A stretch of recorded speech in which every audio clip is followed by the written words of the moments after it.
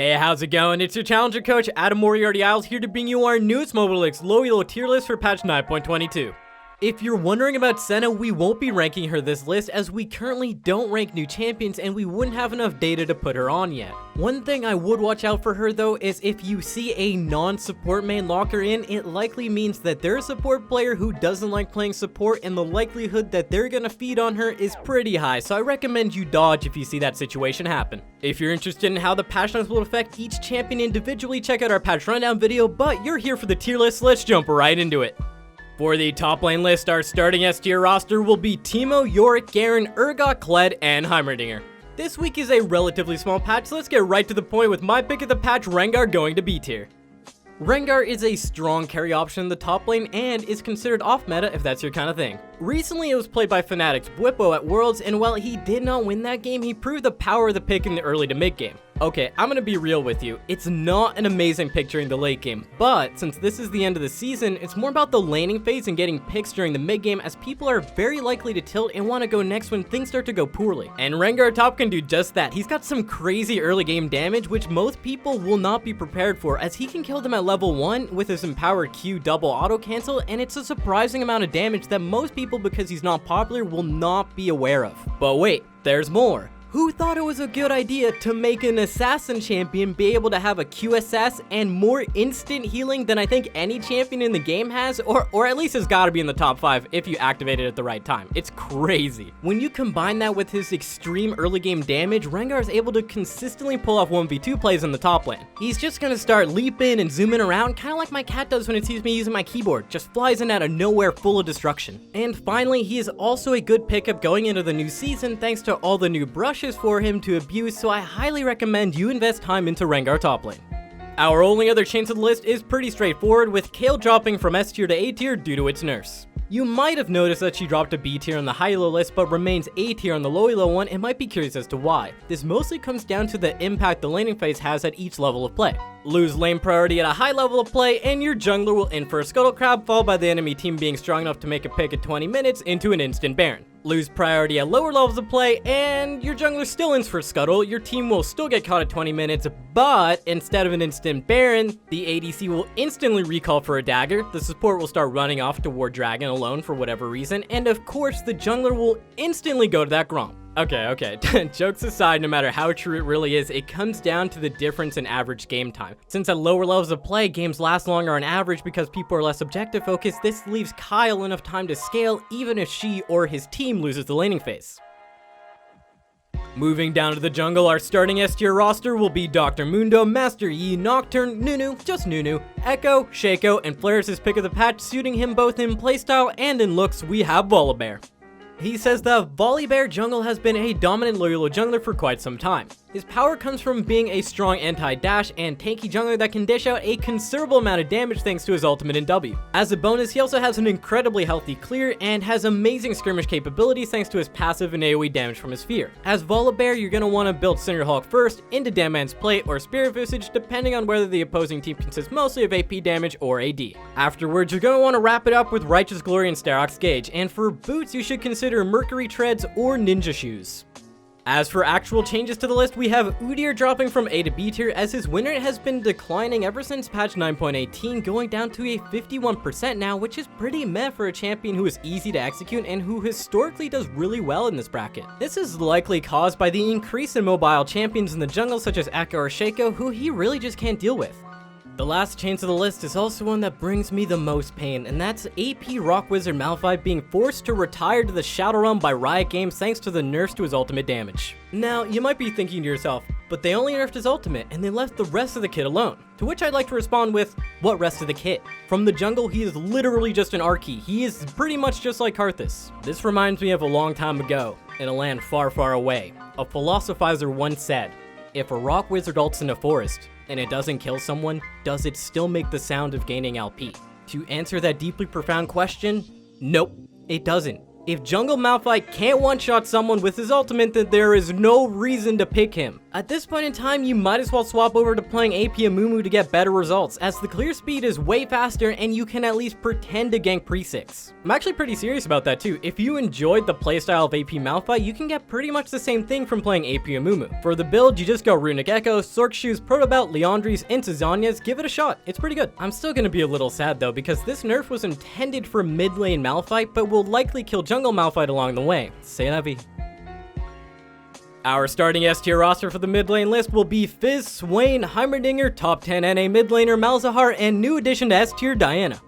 Diana's one of those champions you forget about for most of the season, then she randomly comes back into the meta and one-shots you. Right now is a great time to pick her up, with this being the last patch of the season. She is an easy to learn assassin that has no losing matchups outside of S tier at this level of play. Wait a second, hold up. Did you say no losing matchups outside S tier? Yeah, that's right. At least in gold or below, statistically she has no losing matchups. In particular though, she does well into other assassins due to her tankiness, and she does extremely well into melee matchups. So if you happen to be both melee and an assassin, well, you're out of luck. Things like Zed, Katarina, Akali, or Talon all do extremely poorly into her. This grants her a very respectable 52.5% win rate overall, but around 54% win rate or more versus the champions listed above, with a decent sample size since they're all very popular champions at the moment. This makes her an incredibly good pickup for your end of season climb, as she not only can be picked as a main champion, but she is a very solid counter pick in your champion pool as well. Some of my personal favorite matchups as Diana are versus LeBlanc or Zoe, who is Pekin's pick of the patch. He says that Zoe has good laning at all points in time, with some of the most annoying abilities in the game like Sleepy Trouble Bubble, where one misstep and it's over. If you do decide to pick her up, he recommends banning some assassins like LeBlanc, Zed, Fizz, or Diana to get rid of some of her counter picks. You'll want to learn Zoe's power spikes, like when she gets really good balloon drops like Protobelt, so you can surprise opponents by clearing the minions into a Sleepy Trouble Bubble, or at level 6 where you can use your ultimate to get much better skill shot angles. Like most other mages, she's gonna spike really hard on Ludens in terms of items, and then once again when she has Sork Boots and Oblivion Orb completed. Item path wise, you're going to want to start with Corrupting Potion into Dark Seal, followed by Lost Chapter, Sork Boots, Ludens into Oblivion Orb, and then you can follow that up with a defensive item like Banshees or Zhonya's, but mostly Deathcap or Void, and then you can finish Morello's if you need it, but only if you need the passive. For runes, you're going to want to take Electrocute, Taste of Blood, or Sudden Impact, it's really up to you, followed by Ghost Poro, Ravenous Hunter, and then for secondary tree, you're going to want to take Mana Flow Band and Transcendence. For the rest of the S tier changes, we move Malphite down to B tier, though maybe he could still be low A tier. We'll have to see how the nerfs on his ultimate impact him in mid lane. As for Kayle, she'll be moving down from S tier to A tier for the same reasons as in top lane, so feel free to go check out my rant in that section for further details about how the nerf will actually impact her this patch. And finally, we have Mordekaiser moving down from S tier to A tier due to his steady decline patch by patch, and we also felt like Diana was better suited as she was trending upwards. Mordekaiser is still an A+ champion and very close to S tier, but he is falling behind quite literally in terms of his ability to join in the increase in skirmishes and roams in this meta. He's just too damn slow. Welcome to the bot lane list, where our starting S tier roster will be Jinx, Ashe, Jhin, Caitlyn, Heimerdinger, and Yasuo. Despite a decent amount of changes to marksman this patch, we don't have any ranking changes, which I'll talk about in a little bit, but first, here's Hewitt's pick of the patch, Ashe. He says that Ashe will still be his pick of the patch even though she is receiving nerfs. He says that it's important to note that Ashe was incredibly strong on 9.21, and these nerfs, even though they're pretty hefty, will not stop her from being a strong champion. With the increased mana cost, her Volley, Comet, Trinity Force builds will become weaker, and the laning phase will be harder for her, but the buffs to her passive slow a while back still remain, and that continues to make her a menace during early game fights. As long as you stay with lethal tempo, Ashe will be a solid ADC pick that will carry you for the end of the season. The good thing about Ashe is that she's always going to be useful even if she's behind. She can just auto attack, spam her W once in a while, and then she can make a game-changing play with her ultimate, and all of these things require you to have no items to be useful. I still recommend you get items, but you'll still be useful. Ashe should definitely be the go-to for anyone who is autofill bot lane at the moment, and with items from actual ADC mains, she can still output an insane amount of DPS during teamfights, enough to actually 1v9 as long as she is allowed to consistently auto-attack. Even with the nerf to her laning phase, it's her utility that is the large reason why she is seeing so much success at the moment and will continue to see success in Season 9. No other marksman can be as useful as she is when they're doing so poorly. Next up, you'll note that champions like Kaisa or Xayah receive nerfs, but since they're at the top of A tier, none of that's gonna matter. All that's gonna happen is they're gonna end up in mid A tier or lower A tier, but they would never drop down to B tier with a champion like Ezreal, who at low levels of play, by the way, is pretty dodge-worthy with a 46.42% win rate. It's god-awful. Since we're talking about god-awful champions, we have Kalista, who did receive a strong buff to her W, but at the end of the day, she has larger issues at work here. For example, she is extremely hard to execute on high ping, and so we simply cannot recommend her for anyone in North America. Maybe EU can make her work, but you know, who knows. I would still highly advise you against picking her up in Season 9, though maybe next season will be better for Kalista, I just doubt it.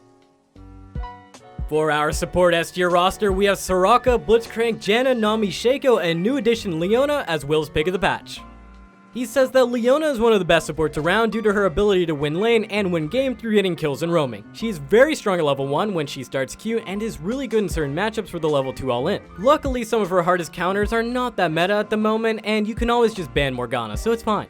In this meta, as supports, you're gonna need to carry, and the easiest way to carry is to get kills, which Leona can easily do as her power spikes are level 2, 3, and 6, which are super early on into the game. However, just because she spikes early, it doesn't mean that she's bad in the mid to late game. She's actually pretty good at all stages of the game, and Will is actually doing super well with her. He used to be like a dirty Janna one-trick, and now he's actually D1 with a 70% win rate over 20 games with Leona.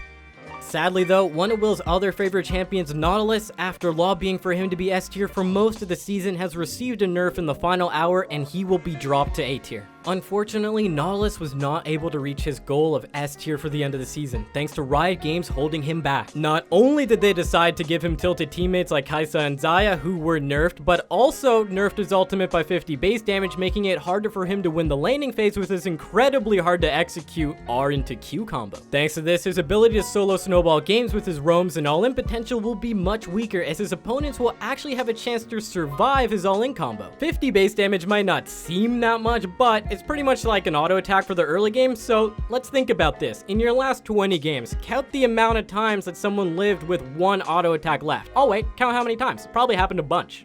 If you had an extra 50 base damage on an ability, then you likely would have gotten most of those kills. Every extra kill doesn't just mean extra gold. It can lead into objectives, bigger gold leads from minions, hitting items faster right before a major fight, getting towers, or impacting the enemy team's most important objective, their morale. Imagine if the enemy jungler ganks you, but you were able to just barely kill them with your last auto, giving you double buffs. Now, the enemy bot lane will flame the jungler for ganking, and the jungler will gang the bot lane for not following up, which will give you a massive mental edge for the rest of the game. Do not underestimate how impactful a big nerf to someone's all-in combo can be, as it can be devastating to how well they do in the early game.